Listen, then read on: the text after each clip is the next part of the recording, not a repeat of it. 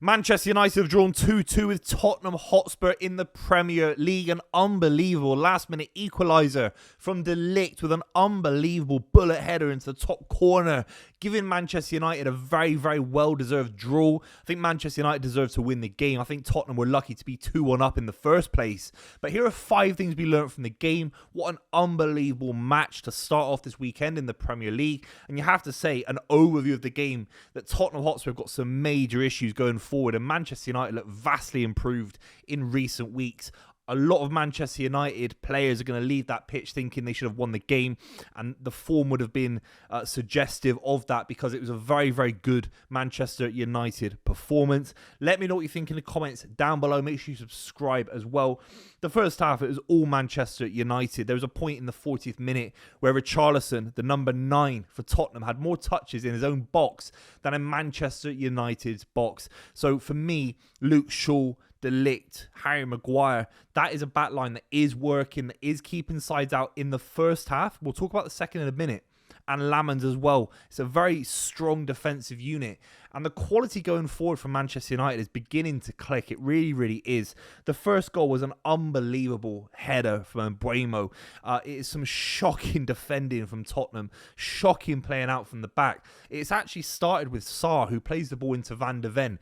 It's a hospital ball. The pass itself is delayed. He actually kind of doesn't trigger the pass quickly enough. Van de Ven, the clearance is poor. It's in the wrong direction. It's straight into a Manchester United player who's pressed today. The Man United's forward line press was staggering. It caught Spurs out a few times. It really did.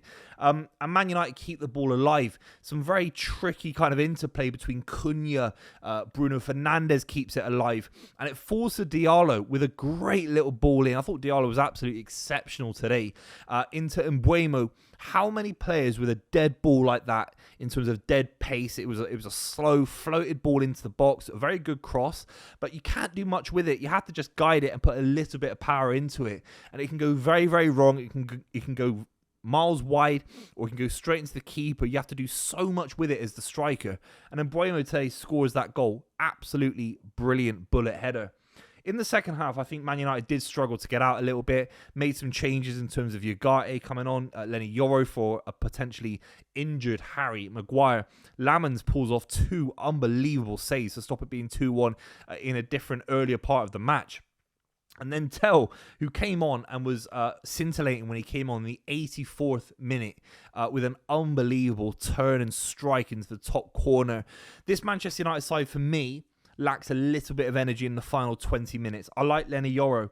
I like Ugarte at points. I know a lot of Man United fans don't. But the midfield of Casemiro, Bruno Fernandes, it can't work 100% of intensity all the time. And I felt that Man United were dropping deeper and deeper and deeper. And that's where Tottenham, despite the fact they were lethargic today, they were nervous. They didn't want to lose another game after the Chelsea loss, where they were absolutely dross in the Premier League at home, particularly with fan pressure. But Man United still succumbed, I'd say, to being a little bit too deep. Maybe that's down to Harry Maguire, who likes to command his defensive line, likes to push the Man United backline further up the pitch. Maybe without that leadership, it dropped a little bit too far. Lamans pulls off some saves, and in the 84th minute, it's 1-0 out of nowhere, really. I mean, Tottenham didn't really deserve it, but Man United, on some level, did invite a little bit of pressure, you have to say.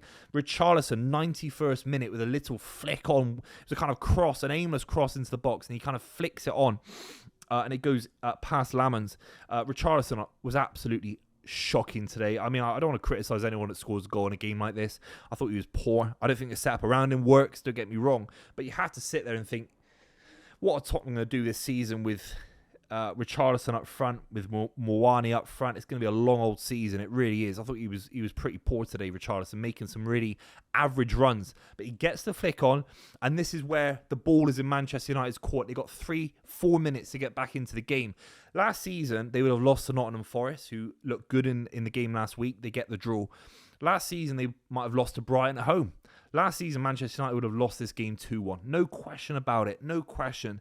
And they are showing leadership. They are showing athleticism. It's a far fitter side. It's a side that making deep runs into the box, pressuring teams. In the first half, Man United were all over Tottenham. They should have been 2 or 3-0 up, really. And Tottenham make the most of it. So you've got to say fair play. But the physical pressure and the kind of the power this Manchester United side have still got in the final 5 minutes has definitely improved on last season, where Erik ten Hag, we have to say, at points they were lethargic themselves. And Ligt getting in the box, a bullet header, making it 2-2. It shows so much about this Manchester United side's belief, mentality. It's definitely getting better, whatever you say about it. This Manchester United side lose this game. They might have lost last week to Forest. They might have lost to Brighton under Ten Hag or early Amorim. And things are definitely improving. And now Manchester United have got an extra week to go into a game where maybe Tottenham have got Champions League coming up here or there, obviously the international break. But pressure mounts in a big way when you're at Tottenham with this kind of squad where there are clear gaps. Manchester United got one of the youngest squads in the Premier League, if not the youngest squad. And they get a whole week on the training ground. They don't need to try and appeal to people in the Champions League. That might come next season. I think it certainly will. But right now, 2-2 draw. The draw to Forest, who have vastly improved under Sean Dyche, and the wins to Sunderland, Brighton, Liverpool, Chelsea a few months ago as well. It's a vastly improved Manchester United side. A 2-2 draw, even though it's frustrating for Ruben Amorim because you're looking at maybe a couple of those being wins. It could have been 5 straight wins in a row, really, for Manchester United. They're definitely improved. We're going to talk about 5 things we learned in the game. Let me know what you think in the comments down below. We have to talk about Matthijs de Ligt. Last season, clunky, a little bit slow. He's definitely quicker. He's definitely more mobile. He's still as aggressive in the challenge as anyone else. He is a Rolls Royce of a centre-back. Good on the ball as well. He fires that ball between the lines with great accuracy, great venom as well. And scoring that goal, he has a massive bravado about him. He's a big name in world football. Played for some of the biggest clubs in the world. He's such a young centre-back still. Man United, Ajax, Juventus, the Dutch national side, and of course Bayern Munich. That's a staggering CV for someone so young. And he's becoming quickly Manchester United's best centre-back. I'm a big fan of Lenny Yoro. Big fan of Luke Shaw in recent weeks. I have been. And Harry Maguire, of course. But De Ligt looks like the one that you can't get rid of. You have to play De Ligt every single game. He's been absolutely stupendous in recent weeks. He really has. I was going to actually talk about Harry Maguire because I thought Harry Maguire had a really good game as well. I know he got injured, but I think this Manchester United side look far more confident. They got far more communication about them. I actually think I know he's not the quickest centre-back in the world, but I think his defensive positioning, Harry Maguire, I think his leadership, his communication, gives Man United the ability to go 5-10 yards further up the pitch. I think they missed him massively when he got injured. Lenny Yoro is a good talent, but I think he needs to play alongside Harry Maguire and De Ligt, and maybe rotate with Luke Shaw when everyone's back to full fitness. Not sure about Harry Maguire. But you have to say this Manchester United side are vastly improved defensively speaking. The next thing we learned about the keeper, this keeper is giving them big points. A point away from home to Tottenham, not giving Tottenham any traction, not really dropping too many points. Losing 3 points in this situation might be a painful one at the end of the season if you're chasing Champions League football where things can get very tight. But 1 point away from home at Tottenham is not a bad result at all. And you have to say it's a loss if it's Onana. It's a loss if it's Bayern. It is. Of course it is. And Lamans has kept them in the game in a big way. It could have been 3 or 4-0 to an average Tottenham side. And that was the difference in the last 2 or 3 years. Onana's been there for quite some time now. It's not like it was 1 year, like 1 year ago. He'd been at the club for 2.5 seasons, three seasons. So they've had this kind of handicap against them for many years now, Man United. If they're a decent outfit, they're a big football club with a decent keeper, he makes these kind of saves anyway. And Lamans, I thought, was absolutely brilliant. Made some brilliant saves. Despite the fact he made that mistake in the first minute where he goes out for a corner. The nerves never get to him. He looks so level-headed. He's still such a young keeper. He's got such a massive high ceiling. He really does. We have to talk about Tottenham because there were some small signs of improvement from Tottenham today. Xavi Simons had a good game, I thought. He gets taken off again, though. Mickey van der Ven, playing it out from the back, gets caught out. It's a very strange one. A lot of these Spurs players have 10 out of 10 performances and then they go down to 5s. Thomas Frank has to get 7s and 8s for 5, 6, 7 weeks in a row. He really does. It doesn't matter if your centre-back is running past 9 players in the Champions League. It doesn't matter.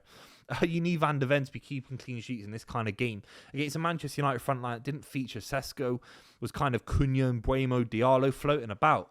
You can't be conceding the kind of cheap goal that you did in the first half. So this Tottenham side is a Jekyll and Hyde kind of team, up and down, a little bit volatile. And Thomas Frank, I thought, was brought in to instill stability. It might not be explosive. It might not be cinematic. and it isn't quite happening. It's a little bit too open at points, and Tottenham keep having to drag themselves back into games. And even then, they couldn't hold on to the lead, which is a little bit embarrassing at home, really, with 4 minutes to go. Shocking defending for the De Ligt goal. I've been praising of De Ligt. The Tottenham defending is shocking in the goal. You've got to rewatch it. How is he so free at the back post? It's amateur hour at Tottenham Hotspur. I actually thought Manchester United, again, I talk about the fact they dropped off in the second half in terms of they dropped back a little bit. They were trying to hold on to their lead. Casemiro comes off. Look, he can't play every single week. There's an international break coming up as well. I'm sure he'll be flying around the world, jet setting. Ugarte comes on. I don't think he had a bad game, but he didn't have a great game. He's never having great games. And Manchester United's midfield really, really struggle without Casemiro and Bruno Fernandes. And these guys, combined age of nearly 70 years old. They need fresh legs. They need energy in there. They need people coming in and making a difference. Mason Mount, Ugarte coming on from midfield. Not enough. Kobbie Mainoo not involved today, but they still need that extra midfielder. Maybe a January signing is majorly needed still to have that kind of legs in midfield that Manchester United so dearly crave. Everton at home, Palace away, West Ham at home, Wolves away, and Bournemouth at home for Manchester United. That's a string of results that I still think Amorim can get some big wins in. And suddenly you're looking at a top 4 finish. Suddenly you're looking at a top 5 finish. Tottenham, on the other hand, I don't know where they're going to get results from. I don't. Is it up and it looks a little bit up and down. We're not quite sure who's going to be up front for them, who's going to be in that midfield. It's a little bit chop and change. I actually think Tottenham are in a very strange place, and things have to be settled down in a big, big way. They need more performances at some of their big names. Richarlison's nowhere near good enough to be a Tottenham player. Nowhere near. But Xavi Simons coming good, fair enough. Van de Ven's still one of my favourite centre-backs going in the league. But Manchester United today shouldn't be able to get back into a game like this. It showed massive mentality, massive leadership. And this Ruben Amorim machine is getting far better, far more athletic, sharper on the ball in the first half. It's that final 50 minutes of games where they have to settle things down, get the second goal, and 2-0 is the kind of result that I think is justified for Manchester United today. There we go. Great game for the season, though, you have to say. Tottenham 2, Manchester United 2. Those are the 5 things we learned. Make sure you subscribe to the channel. I'll see you very, very soon.